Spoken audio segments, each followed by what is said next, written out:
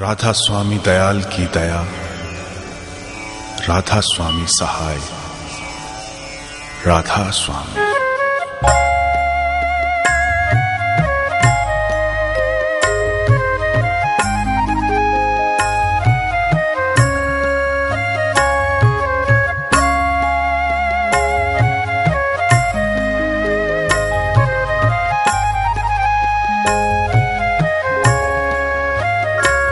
मेरे प्यारे गुरु दातार मंगता द्वारे खड़ा, मैं रहा पुकार पुकार में हर कर दो की चेतना को, राम और कृष्ण की चेतना को, हजरत मोहम्मद और ईसा मसीह की चेतना को अपनी आत्मा के अंदर, खुद के अंदर उस नूर को, उस शब्द को, उस नाद को पैदा कीजिए। कर दो जरा मेरे प्यारे गुरु दातार मंगता द्वारे खड़ा। और फिर इन भावों के साथ कि खुदा मैं तुझसे नाराज नहीं हूँ, मायूस तो हूँ लेकिन तुझसे नाराज नहीं हूँ। मुझे भरोसा है कि तू एक दिन आएगा और तू ऐसे आएगा कि केवल तू ही तो रह जाएगा। मैं रहा पुकार पुकार में है कर दो जरा,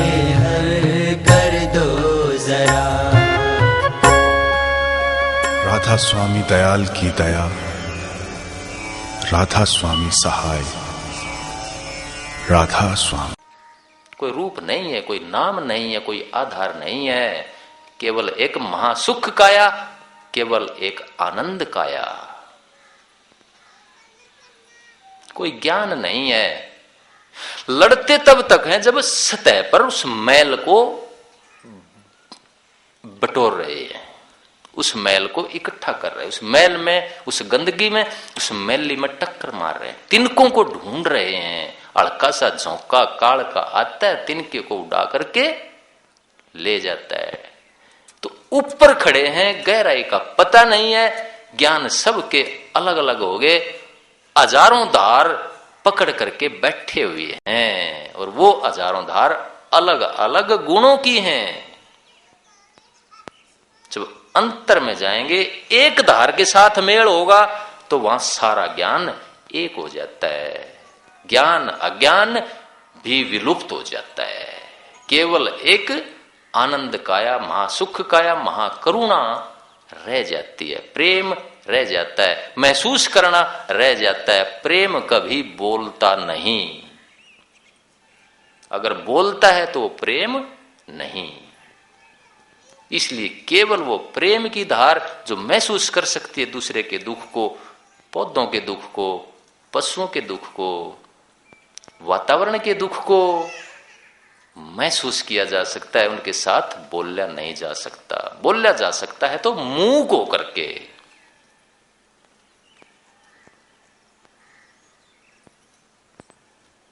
और जो प्रकृति की भाषा है वो मौन है।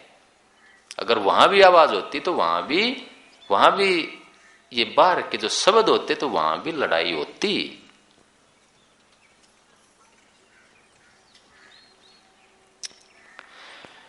तो जो भी अंतर में गया, चाहे वो नानक साहब थे, चाहे वो मेरे सतगुरु राधा स्वामी दयाल परम संत ताराचंद जी महाराज थे, चाहे स्वामी जी महाराज थे, चाहे श्री राम थे, चाहे कृष्ण महाराज थे, चाहे हजरत मोहम्मद थे या ईसा मसीह थे, अंतर में जाते हैं तो एक ही चीज रह जाती है। तो नानक साहब वाली बात है, जब बाहर के कपड़े पकड़ लेते हैं, बाहर की इंद्रियों को, वासनाओं को पकड़ लेते हैं और यहीं धर्म को समझ लेते हैं, यहीं शब्द को समझ लेते हैं, शब्द भेद को यहीं तक का रखते हैं, तो लड़ाई झगड़े हत्याएं होंगी, धर्म की हानि होगी, असली धर्म की प्राप्ति नहीं होगी। ये तो गुरु गोविंद साहब ने स्पष्ट लिखा है कि जहां को हृदय सांच है, खोज शब्द में ले। कि जिसके हृदय में सच्चाई है वो शब्द के अंदर खोजे, शब्द के अंदर गोता लगाना पड़ेगा।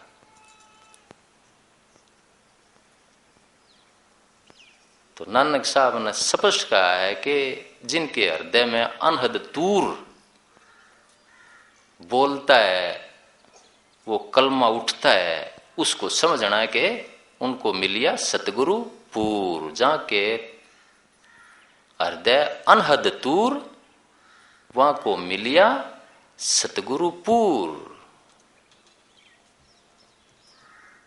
तो ये वाणी होती है। तो सतगुरु को जरूरी नहीं कि वो है, या परमात्मा जरूरी नहीं है वो ही शक्ल लेकर के आएगा, बल्कि आता ही नहीं वो शक्ल में। तो जो प्राणी हो जाती है, कुदरत उसको तवज्जो नहीं देती, केवल ताजगी को साथ लेकर के चलती है। जो कमजोर हो जाता है, कुदरत उसको साथ लेकर के नहीं चलती। इसलिए हमें कमजोर होकर नहीं चलना चाहिए, विश्वास के साथ और कॉन्फिडेंस के साथ जो चीज आगे बढ़ेगी कुदरत उसको रखेगी। It is a struggle for the survival and survival of the fittest. ये कुदरत के नियम है वैज्ञानिक तरीके पर, कि जो कमजोर हो जाएगा कुदरत उसको उठाकर फेंक दे, कमजोर को रखेगी तो सड़ जाएगी, वो खत्म हो जाएगी उसी दिन वो ताकत। खड़े पानी में बदबू पैदा हो जाती है, चलता पानी कभी नहीं सड़ता। इसलिए उस चलते हुए पानी को पिया जाता है। तो बात आई थी कि जी दो आत्माएं हो सकती हैं क्या?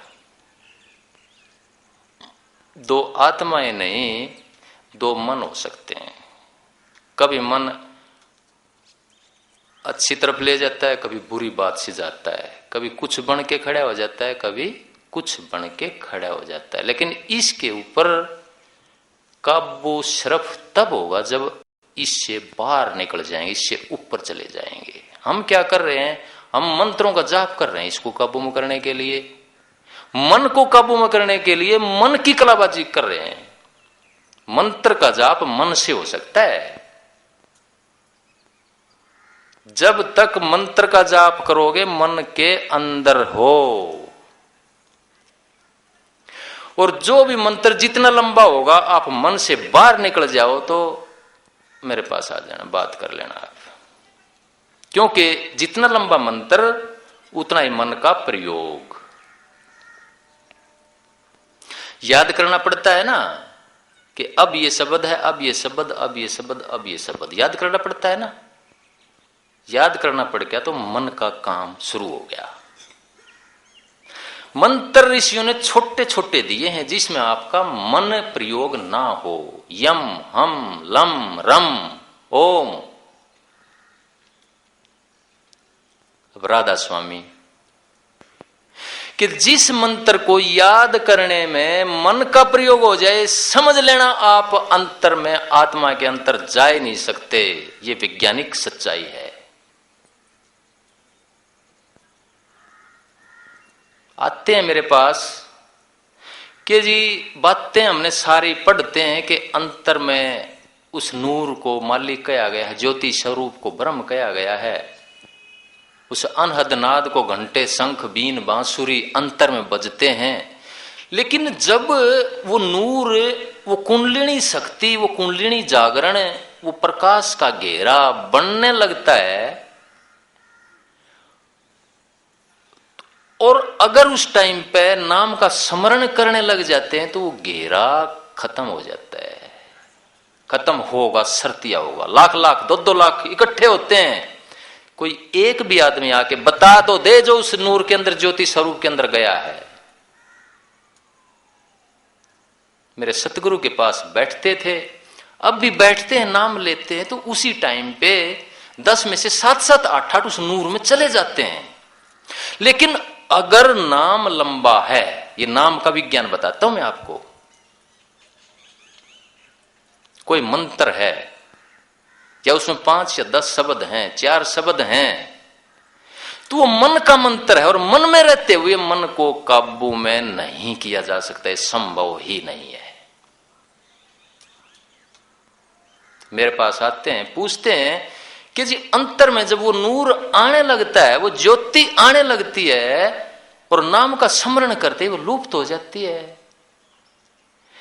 आत्मा के अंदर जाने लगते हैं, तो नाम के स्मरण से फिर मन के अंदर नीचे आ जाते हैं, मन के घाट पर नीचे आ जाते हैं। मन का घाट नीचा है, आत्मा का घाट ऊंचा है। वो नूर, वो नाद आत्मा के घाट से उतर के आता है, लेकिन हम कोशिश करते हैं कि हमारे गुरु ने तो नाम बता रखा, उसको स्मरण करने लग जाते हैं, मन के अंदर आ जाते हैं। तो मन के अंदर आओगे तो आत्मा के अंदर कैसे ठहर पाओगे, बता दो मेरे को। कोई भाई आकर डिस्कशन कर ले मेरे साथ। आत्मा ऊंचा घाट है, आत्मा के नूर के अंदर ठहर कैसे जाएंगे? अगर ऊंची चीज प्रकट होने लगी आपके अंदर, कुदरती आने लगी, प्रेम है मान लो आपके अंदर, क्योंकि प्रेम का बच्चा है नूर, वो परमात्मा का बच्चा प्रेम है। और जब वो आत्मिक चीज प्रकट होने लगती है तो हम फिर सुमरण में लग जाते हैं। सुमरण शुरू करते ही मन के अंदर आ जाएंगे हम, और मन के अंदर आते ही नीचे घाट पर आ जाएंगे। वो जो चीज प्रकट हुई थी वो लुप्त हो जाएगी। आ जाना, लाख लाख 2-2 लाख सत्संगों में इकट्ठे होते, मेरे से बात कर लेना ये इस चीज की। क्या कही थी नानक साहब ने? यही बात बोल के गए हैं नानक साहब भाई अजीते को, कि नाम का, अध्यात्म का जो रहस्य है वो लुप्त हो जाएगा। हम बाहर की चीजों पर लड़ने लग जाएंगे। सच्चे शिष्य की बेइज्जती होगी, उसको फटकारा जाएगा, उसको दुत्कारा जाएगा, उसकी ह्यूमिलिएशन की जाएगी। तब समझना मैं आऊंगा, नानक साहब कहते हैं। तो यही ईसा मसीह ने कहा कि वो परमात्मा दया का सिंधु है, वो मारने के लिए कैसे आ सकता है? वो तलवार हाथ में लेके कैसे आ सकता है? वो तो घायल की मरहम पट्टी करने के लिए आएगा, प्यार का हाथ रखने के लिए आएगा। वो ज्ञान अपने आप में ताकत होता है। आज ईसा मसीह शरीर से चले गए, सारे संसार में फैल गए ईसाई धर्म। और भी बताता हूं, बहुत से महात्मा चले गए, लेकिन उनका जो मार्ग था, उनकी चेतना ने जो मार्ग सुझाया, उसको आज भी स्वामी जी महाराज चले गए, उसको आज भी हम उस पर आगे बढ़ रहे हैं। तो आत्मा दो नहीं हो सकती, लेकिन उस चीज के नाम पर ठगाई जरूर हो रही है। कहीं ज्योतिषी के पास, कहीं बुद्ध जागर के पास, कहीं सेवड़ों के पास, कहीं बालाजी के पास, उनको और बदनाम कर दिया है हम लोगों ने। ये अंतर की कोई दबाई हुई वासना होती है जो, या एम्बिशन होता है जो बोलने लग जाता है। ये लड़कियों में, औरतों में ज्यादा बोलता है, क्योंकि उनके अंदर प्रेम ज्यादा होता है। और उनको फिर अगर दबाया जाए तो वो ये चीज अलग अलग रूप लेकर, अलग अलग शब्द लेकर के प्रकट हो जाती है। उसको आप कहते हैं कि भूत ओपरी हवा कहने लग जाते हैं। उसको सेवड़ों के पास ले जाते हैं, और वो क्या करते हैं? उनके बाल खींचते हैं, उनकी पिटाई करते हैं कि शैतान को निकाल रहे हम। This is the extreme exploitation of the religion. ये धर्म के नाम पर शोषण है, बहुत बुरा शोषण है ये। स्वामी दयानंद ने इन्हीं अंधविश्वासों का खंडन किया। आज मैं फिर कर रहा हूं। उनको मानने वाले जो हैं, उनकी औलाद फिर झाड़े लगवाने लग गई है, इसलिए खत्म होता जा रहा है आर्य समाज। चमत्कारों के नाम पर लुटा जा रहा है। चमत्कार क्या है? चमत्कार बॉडीलेसनेस होता है। चमत्कार तो विधेय होना होता है। महात्मा बुद्ध हुए, आज तक हम फॉलो करते हैं, आज तक शांति मिलती है, आज तक आनंद में जाते हैं हम। मेरे सतगुरु थे चमत्कार, कि उनके नाम पर शांति मिलती है। मेरे पास आते हैं, बहुत दुखी दुखी आए, आज वो कहते हैं जी मेरे तो सब क्या है कि मौज होगी, मैंने तो कुछ दिया नहीं भाई आपको। सिर्फ एक रास्ता है, क्योंकि गुरु आपसे क्या ले सकता है? गुरु सिर्फ आपका मैल ले सकता है। अगर मैं पैसे लेता हूं तो आपके साथ धोखा करता हूं, और उस पैसे से मैं अपने भोग की वस्तुएं, महल, एसी और हवाई जहाज में घूमता हूं तो मैं कहता हूं नरक का रास्ता है वो मेरे लिए और आपके लिए भी। देह का गुरु, देह का चेला, दोनों नरक में ठेलम ठेला। कि हमने आत्मा का गुरु नहीं ढूंढा, देह का गुरु ढूंढा हमने, जो आपके जेब पे जिसकी नजर है, आपके पैसे पे जिसकी नजर है। मतलब क्या है? अध्यात्म, वो शब्द ज्ञान, वो ब्रह्म ज्ञान। पैसे की जरूरत है, वो झोंपड़ी में प्रकट हो सकता है, मैं कहता हूं पैसे के अंदर कदापि नहीं हो सकता। क्योंकि पैसा हमेशा राजनीति देता है, पैसा हमेशा डर देता है, पैसा हमेशा सुरक्षा देता है। और असुरक्षित आदमी जो समुद्र में न्यों सोच कर छलांग मार देगा कि पता नहीं जीऊंगा कि नहीं जीऊंगा, उस मालिक से मिलूंगा या नहीं मिलूंगा, वो कुछ न कुछ ढूंढ कर ले आ सकता है। किनारे पे बैठा रहा जो आदमी कि मेरे को रत्न मिलेंगे, तो उसको कुछ नहीं मिलता। और या ये सोचेगा कि मैं तो जब पानी में घुसूंगा जब मेरे को तैरना आ जाएगा।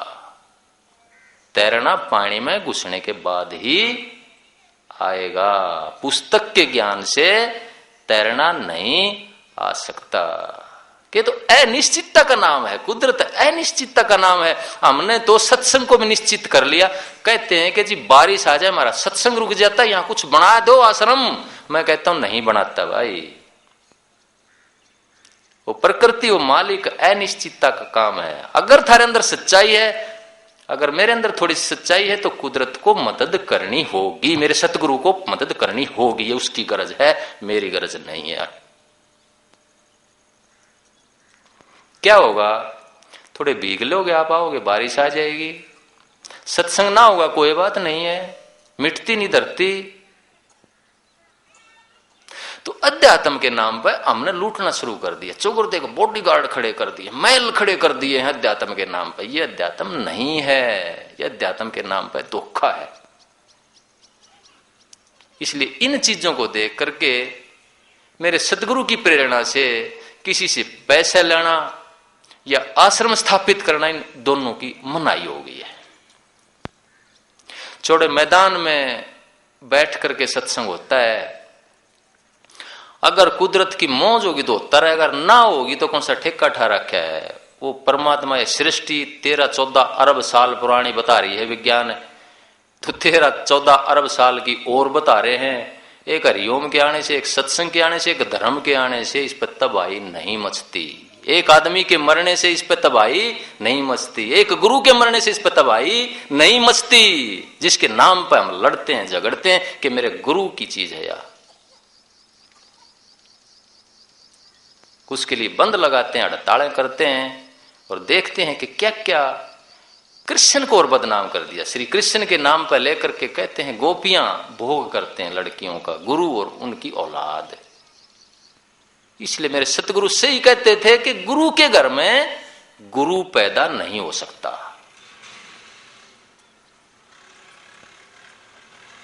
क्योंकि गुरु कोई शरीर का नाम नहीं है, गुरु तो शब्द का नाम है। गुरु उस चीज का नाम है जिसका वर्णन हम शब्दों से कर ही नहीं सकते, जिसके गुण हम 7 समंद की मछली करूं लेखनी सब बन रहा है कि 7 समुद्र की स्याही बना दूं और जितने बन खड़े हैं संसार में उनकी कलम बना दूं कि इतना बड़ा गुरु गुण है जहां को लिखा न जाए, उसका कोई अंत ही नहीं है। हमने तो छोटी सी डिब्बियों में बंद कर दिया गुरु को, किताबों में बंद कर दिया गुरु को कि शास्त्र में ये चीज लिखी गई, इससे बार बात हो ही नहीं सकती। अरे उस शास्त्र को पानी में रखे तो गल जाएगा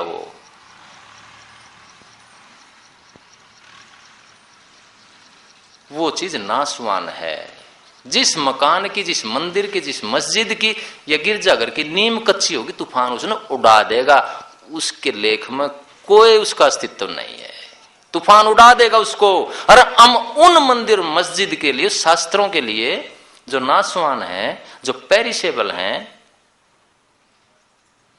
जो मोर्टल हैं, उनके लिए एक दूसरे का सिर उतारते हैं। असली मंदिर है, भगवान का मंदिर है तो पंच तत्व आदमी के अंदर बैठा हुआ है। 2 दिन पहले गया हुआ था, एक बहन कहने लगी, जी ब्राह्मण के परिवार से थी,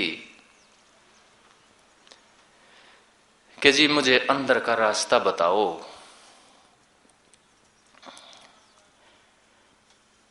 कहते हैं कि कस्तूरी ना भी बसे मर्ग ढूंढे बन माही, कि वो कस्तूरी, वो सुगंध, वो मालिक हमारे अंदर में बसता है।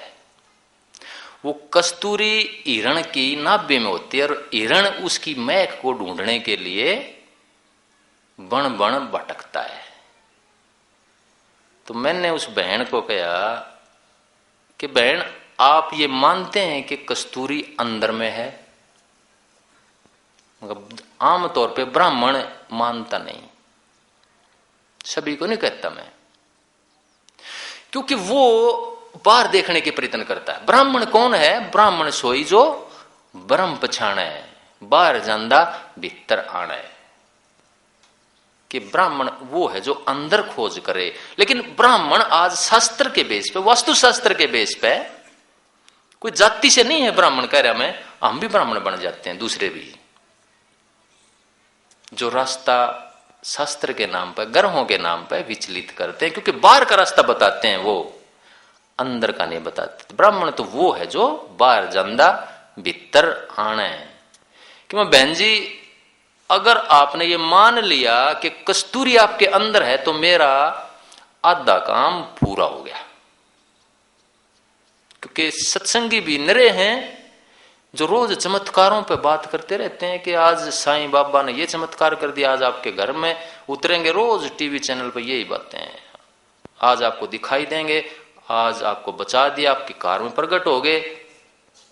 इसलिए ऐसा धर्म अस्थायी हो जाता है। ऐसे धर्म वालों को कोई भी आकर के ठग सकता, बहका सकता है। आज हम साईं के नाम पे कहते हैं, कल हो सका मैं हजरत मोहम्मद के नाम पे कहने लग जाऊं, परसों हो सका मैं ईसा मसीह के नाम पे कहने लग जाऊं, कि 10 दिन बैठो आप शिक्षा लो, आपको रात को ईसा मसीह दिखेंगे, दिख जाएंगे। मैं दावे के साथ बोलता हूं, मैं दिखा सकता हूं आपको, मैं दिखा सकता हूं आपको।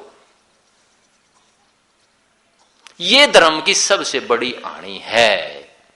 तो ये जो चीज अंतर में दिख गई, चाहे गुरु का रूप भी दिख गया, ये फना है, ये माया है। यहां तक धर्म सिर्फ सतह का धर्म है, और हम तो इसी सतह के धर्म ने लूट लिए।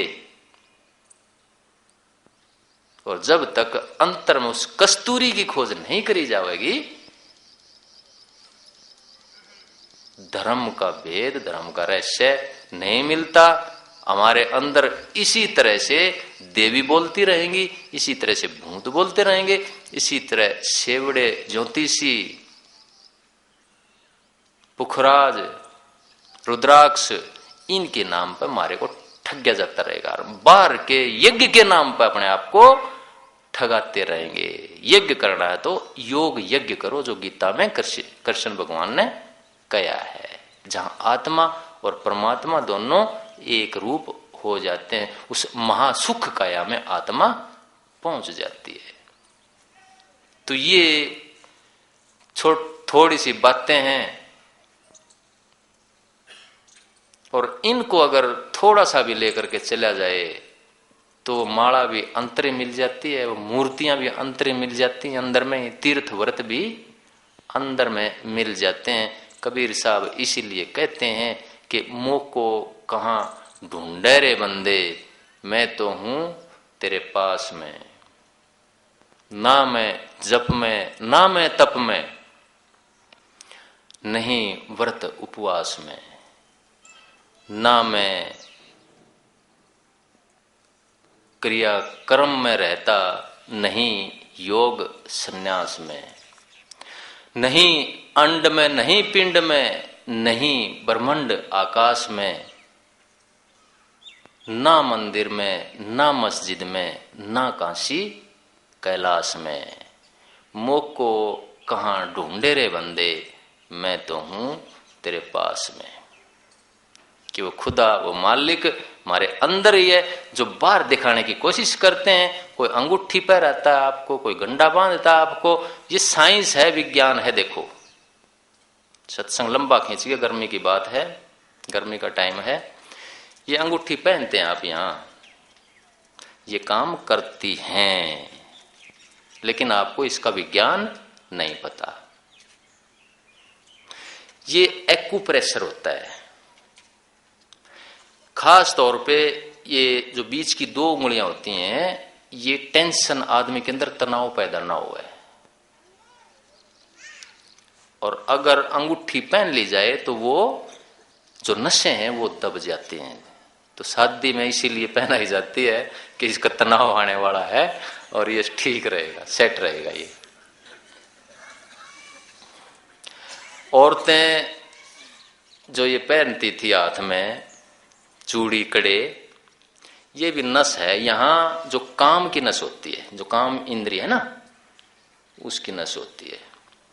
नीचे पैरों में जो पहनती थी चांदी के, तो यहां गट्टे के पास भी नसें होती हैं, जो इंद्रियां होती हैं ना। आजकल देखते हैं आप कि सिस्ट हो जाती है, गांठ बन जाती है, ऑपरेशन करवाना पड़ता है बच्चादानी में। यहां नस होती है उसकी। कान है, कानों में, नाक में ये नस है, सेंसिटिव पॉइंट है ये। इनसे कुदरती बीमारियों का कंट्रोल रहता है। ये साइंस है, इसको समझ लो। मोटी मोटी बातें हैं ये चीजें। तो इनके नाम पे हमारे को ठगा जा रहा है। तो उसको पीछे जो भाई ने प्रश्न पूछा, वो बैठे हुए हैं। मैं कहा भाई ये चीजें होती नहीं, पर अब मैं ये कहूं कि होती नहीं और आप कहोगे होती हैं, तो किस तरह से होती हैं ये मैं उदाहरण देता हूं आपको। इस बार धान की फसल में एक बीमारी आई खूब, जिसको बोलते हैं ब्लाइट, जीवाणुज पत्ता अंगमारी। यही है ना डॉक्टर साहब नाम? डॉक्टर श्याम सुंदर बैठे हुए हैं, इनका फील्ड है ये। तो इनके साथ मैंने रिसर्च करी हुई है, तो मेरे को पता है इन बातों का, और किसानों को बताता रहता हूं मैं। तो बीमारी आई इस बार ब्लाइट, और ब्लाइट का इस दुनिया में कोई इलाज नहीं। मैं बता रहा हूं ये अंगूठी काम किस तरह से करती है आपके लिए। ये है साइंस, काम करती हैं। ये गंडे किस तरह काम करते हैं, ये ज्योतिषियों की बात किस तरह काम करती है। राधा स्वामी दयाल की दया, राधा स्वामी सहाय, राधा स्वामी।